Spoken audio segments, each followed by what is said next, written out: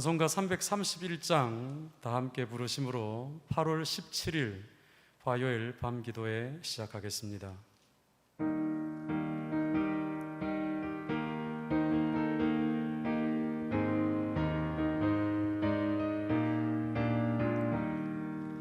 영광을 받으신 만유의 주여, 우리가 명령을 따르리라. 베푸신 은혜를 감사히 알고 진실한 마음으로 섬기겠네.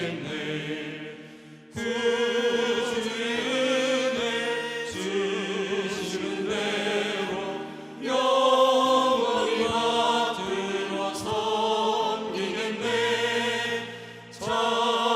찬송하겠네, 찬송하겠네. 생명을 주시는 구주로다. 구주를 높이고 잘 공경하여 온유한 마음으로 섬기리라. 주 예수 안에서 즐거워하며 충성을 다하여 섬기겠네.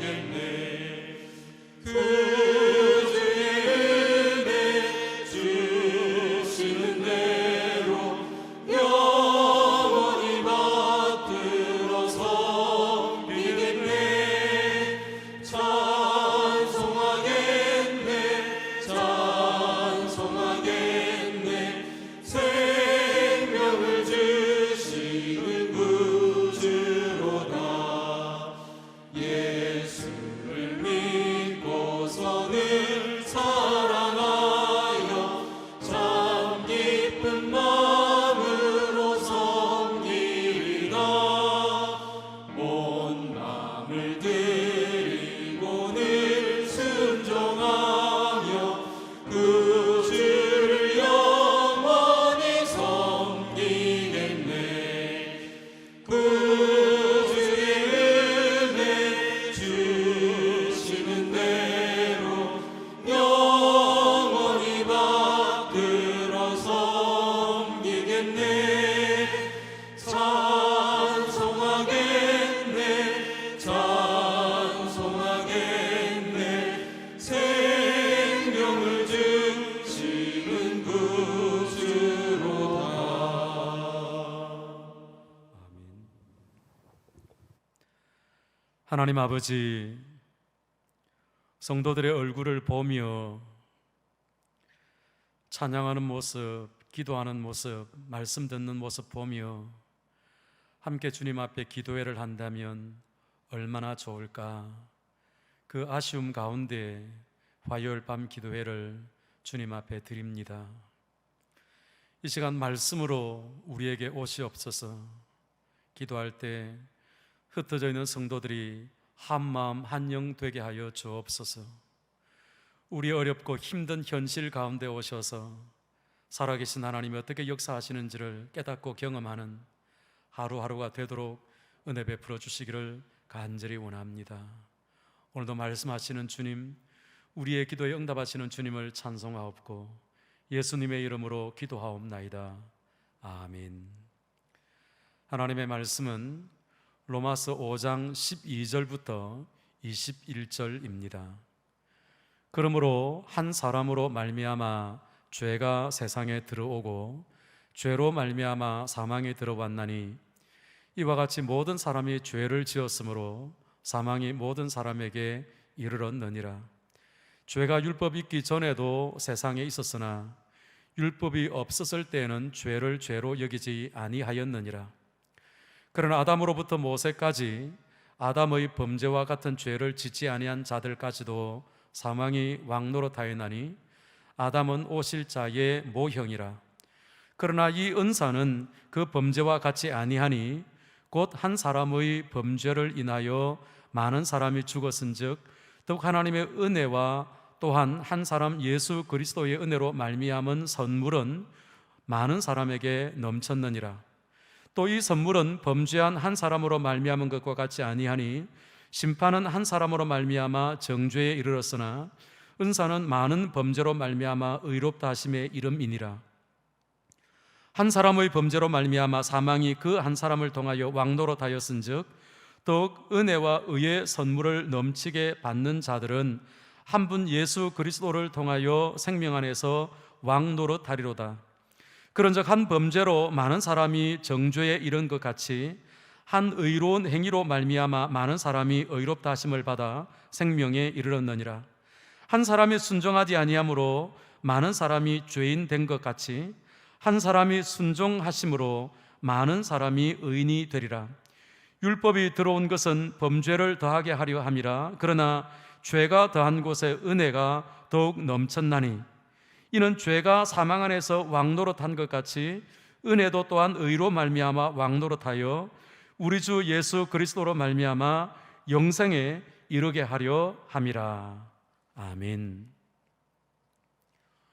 오늘 본문은 두 세계가 있고 두 사람이 있다는 말씀으로 시작하고 있습니다.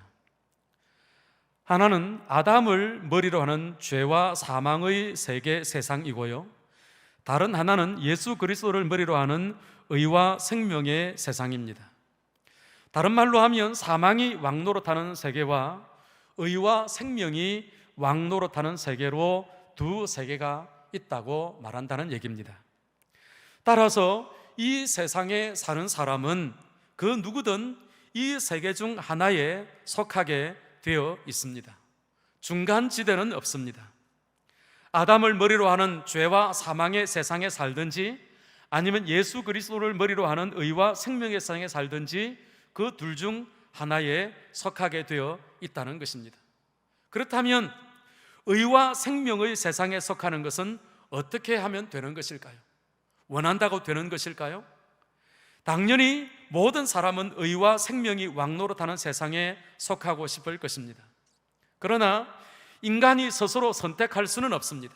성경이 인간은 죄와 사망 아래 속해 있다고 선언하고 있기 때문입니다. 즉, 성경은 모든 사람이 다 죄인이며 따라서 모든 사람은 다 죽는다고 말합니다. 여기에서 우리는 먼저 두 가지를 알고 넘어가야 하는데요, 사람이 무엇이며 죽음이 무엇인가 하는 것입니다. 성경이 말하는 인간은 무엇입니까? 창조기사를 보면 하나님께서 천지를 창조하시고 마지막 날 사람을 만드실 때 흙으로 비어지고 그 코에 생기를 불어넣어 사람이 되게 하셨다고 말씀합니다. 이어서 하나님은 하와를 만드신 후 그들로 하여금 에덴 동산을 다스리게 하셨는데요, 그러면서 그들에게 모든 것이 다 자유이나 단 한 가지 선악을 알게 하는 나무의 과일을 먹지 못하게 하셨습니다. 만약 먹는 날에는 반드시 죽으리라고 하셨지요. 그러나 뱀을 이용한 사탄의 유혹에 넘어가 그 과일을 아담과 하와는 따먹었습니다. 그리하여 아담과 하와에게 주어진 것이 사망입니다. 따라서 성경이 말하는 인간의 본질은 무엇입니까? 흙으로 빚어졌고 하나님의 생기가 불어넣어진 것이 사람이라는 것입니다. 그런데 타락함으로 말미암아 하나님의 영원한 생명은 거두어졌고 흙된 육신적인 특징만 남아있는 것이 인간이다. 이것이 성경이 말하는 인간의 본질이지.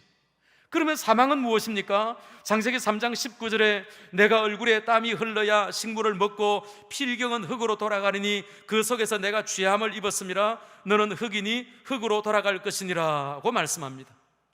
하나님의 형상으로 만들어진 사람이 범죄함으로 말미암아 하나님의 거룩한 형상은 잃어버리고 남은 것은 흙뿐이라는 얘기입니다.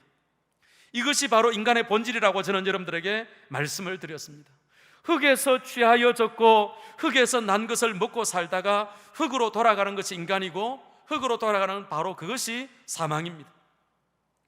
그리고 창세기 5장 1절부터 3절을 보면 아담이 범죄한 이후로 태어나는 모든 인간은 아담의 형상으로 태어난다고 말합니다. 하나님의 형상으로 만들어진 인간이지만 그들이 범죄함으로 말미암아 그의 후손들은 아담의 형상이 된다는 것입니다. 결국 무슨 얘기인가 하면 1000년 가까이 살아도 결국은 죽음을 피해갈 수 없으며 늙고 병들고 약해져 가며 결국은 죽게 되는 이것이 인간의 특징이라는 것입니다. 아무리 사회를 이루고 문명을 만들고 산다고 해도 결국은 아담의 후손은 죽을 수밖에 없습니다.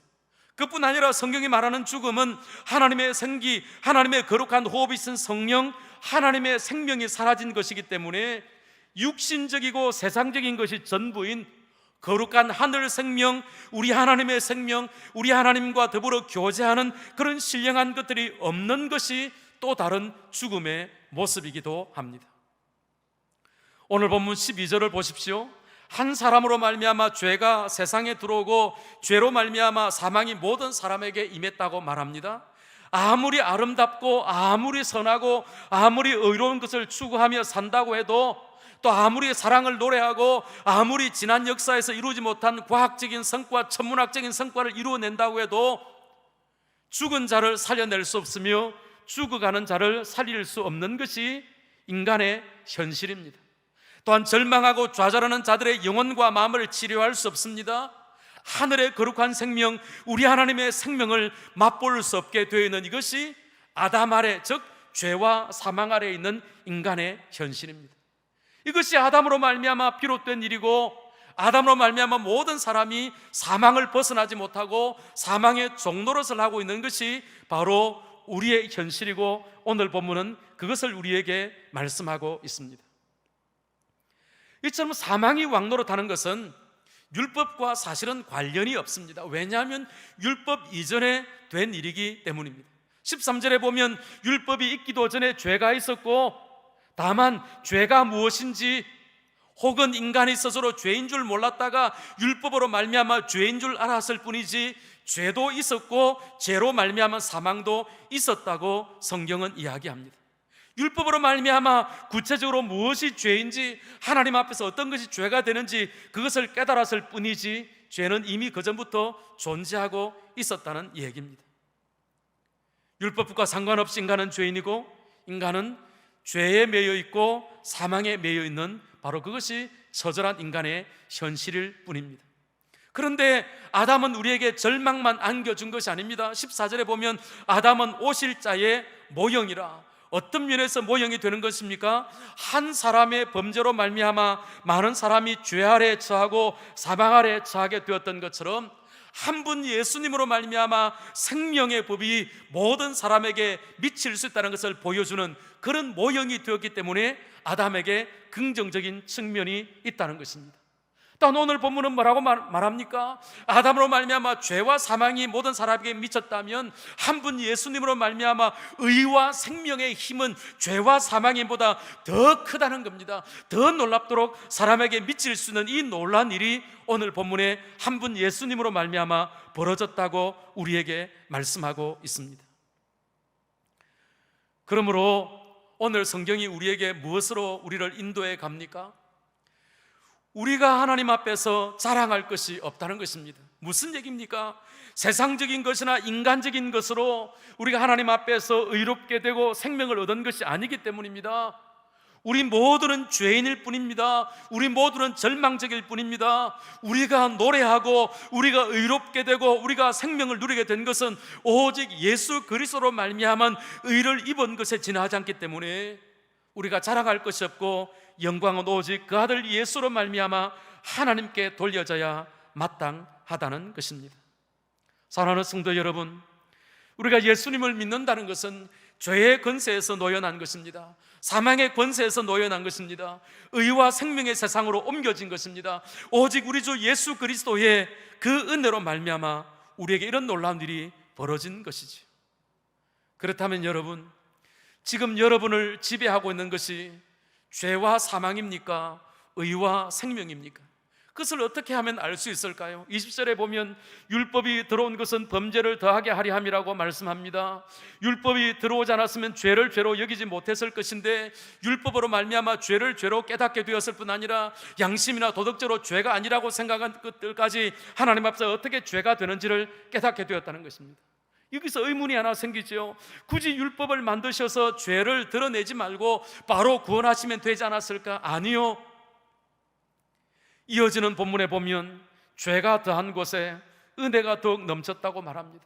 다시 왜 인간이 죄가 되었고 왜 사망에 의해 종노릇하게 되었는가, 그것을 설명할 수는 없습니다만, 다만 중요한 것은 우리에게 율법이 주어짐으로 말미암아 내가 얼마나 죄인지를 깨닫게 하시고, 이런 절대로 구원의 가능성이 없는 나를 구원하신 하나님의 은혜가, 우리 주 예수 그리스도의 사랑이 얼마나 크고 놀라운지를 깨닫게 해주는 것도 율법의 기능이라고 말하고 있는 것입니다.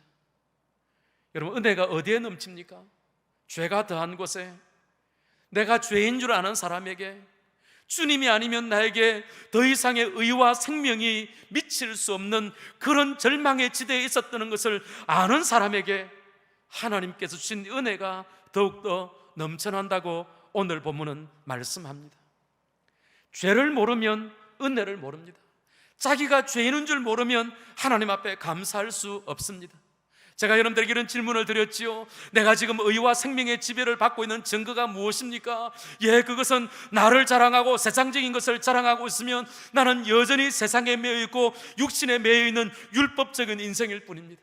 세상적이고 인간적인 것을 자랑하지 아니하고 오직 예수 그리스도를 자랑하고 예수 그리스도로 말미암아 주어진 의와 생명에 감사하고 있다면 나는 지금 의와 생명의 지배를 받고 있는 것입니다.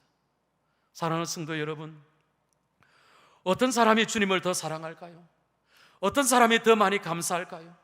어떤 사람이 더 은혜를 은혜로 알고 하나님의 은혜에 족한 삶을 살까요? 자신이 죄인인 줄 아는 사람, 사함받은 것이 많은 자인 줄 아는 사람, 그래서 나 같은 죄인 위하여 우리 주님의 십자가의 은혜가 있었다는 것을 아는 사람, 그런 사람이 주님을 더 사랑하고 주님을 더 사랑하고 찬양하는 사람이야말로 의와 생명의 지배를 받고 있는 사람이라고 오늘 본문이 말하고 있다는 것입니다. 바울은 유대계 기독교인들을 향해서 정말 여러분들이 여전히 율법에 사로잡혀 있다면 세상적이고 인간적인 것들을 자랑하는 삶을 살겠지만 의와 생명의 법, 우리 주님의 십자가의 사랑의 법의 지배를 받는다면 세상적이고 인간적인 것은 자랑할 것이 없이 오직 예수만 자랑하고 십자가만 자랑하는 복음적인 삶을 살 것인데, 우리의 자랑이 무엇이며 우리를 지배하는 것이 무엇인가를 오늘 본문을 통해서 묻고 있는 것입니다. 말씀을 정리하겠습니다. 세상 사람들은 자신의 행위와 자신의 삶에 따라서 영생이든 혹은 영벌이든 그런 것이 결정된다고 믿고 있습니다. 어찌해서든지 열심히 살고 자기가 원하는 것을 이루고 성공이라는 자리에 이르면 그것만큼 이 땅에서 스스로를 구원하는 것이고 또 미래가 보장되는 것이라고 그들은 착각하며 살아갑니다. 그러나 우리는 그렇게 생각하지 않습니다. 우리의 행위와 지난 삶과 상관없이, 아니 우리의 미래의 어떠함과도 상관없이 우리는 오직 예수 그리스도로 말미암아 구원받은 사람들, 그래서 사나 죽으나 우리는 오직 예수 그리스도만 높이고 주님만 찬양하고 주님만 감사하는 것이 예수님으로 말미암아 의와 생명에 이른 자의 삶이라고 오늘 본문이 우리에게 말하고 있는 것입니다. 즉 의와 생명이 왕노릇하는 성도의 삶은 어떤 삶이라는 것입니까? 늘 예수만 자랑하고 늘 예수만 높이고 늘 자신이 죄인인 줄 알아 겸손하고 늘 십자가의 은혜를 찬송하는 그런 사람이야말로 의와 생명의 법 아래 사는 사람이라고 오늘 성경이 말씀하고 있다는 것입니다. 또한 의와 생명의 지배를 받는 사람들은 세상의 환난이나 어려움들을 두려워하지 않습니다. 죽음을 두려워하지 않습니다. 왜요? 그 모든 것은 어쩌면 세상에 매여 있는 사람들, 인간에 매여 있는 사람들, 즉 율법주의적인 삶을 사는 사람들에게 해당되기 때문입니다. 예수에 매인 사람들은 그런 것들로 두려워하지 않습니다. 오직 예수와 연합되어 예수 그리스도로 말미암아 의와 생명, 평강과 은혜 속에 살아가는 삶이 오직 예수에 붙잡힌 자, 예수가 왕노릇하는 신자의 삶이기 때문입니다. 그러므로 사랑하는 성도 여러분, 이 밤에, 그리고 여러분의 새날에 여러분들은 오직 세상적이고 인간적인 것보다 예수님만, 그의 십자가만 바라보시기 바랍니다. 한 사람 아담으로 말미암아 율법이, 죄가, 사망이 지배하는 삶은 더 이상 우리의 세계가 아닙니다. 우리의 세계는 예수 그리스도로 말미암아 의와 생명과 평안과 기쁨과 감사가 넘치는 삶, 그런 세계 속에 우리가 이미 거하고 있다는 사실을 기억하면서 여러분의 눈길과 여러분의 관심을 사로잡아 끊임없이 예수 아닌 다른 것을 바라보게 만드는 유혹으로부터 벗어나서 예수만 바라보고 그 안에서 생명이, 그 안에서 기쁨이, 그 안에서 감사가, 그 안에서 평강이 넘쳐나는 그런 이 밤, 그런 남은 날을 살아가는 여러분 되시기를 주님의 이름으로 축원합니다. 기억하십시오. 여러분은 아담이 아니라 예수의 사람이며, 여러분은 율법의 세상이 아니라 복음의 세상 속에 살아간다는 것을 기억하며, 복음에 합당한 자로 매일 매 순간이 은혜와 감사로 충만한 순간이 되시고 하루가 되시기를 주님의 이름으로 축원합니다. 이 시간 세 가지 기도 제목을 드리겠습니다. 세 가지 기도 제목을 가지고 함께 가족들이 기도해 주시기 바랍니다. 첫째, 더 이상 죄가 나를 주관하지 못하게 하시고 주님의 은혜 아래 온전히 거하게 하여 주옵소서. 두 번째, 열등감에 빠지거나 근심하고 불안하게 되는 것도 주와 은혜 아닌 세상적이고 인간적이고 스스로에 대한 것으로 인함이니 그것 아니라 오직 은혜 아래만 머물게 하여 주옵소서. 세 번째, 세상적인 것이나 인간적인 것을 의지하거나 자랑하지 말게 하시고 오직 예수님의 놀라운 사랑과 우리의 아버지 하나님의 은혜만을 의지하며 자랑하게 하여 주옵소서. 이런 제목들 함께 기도하시고 기도회를 마쳐 주시기 바랍니다.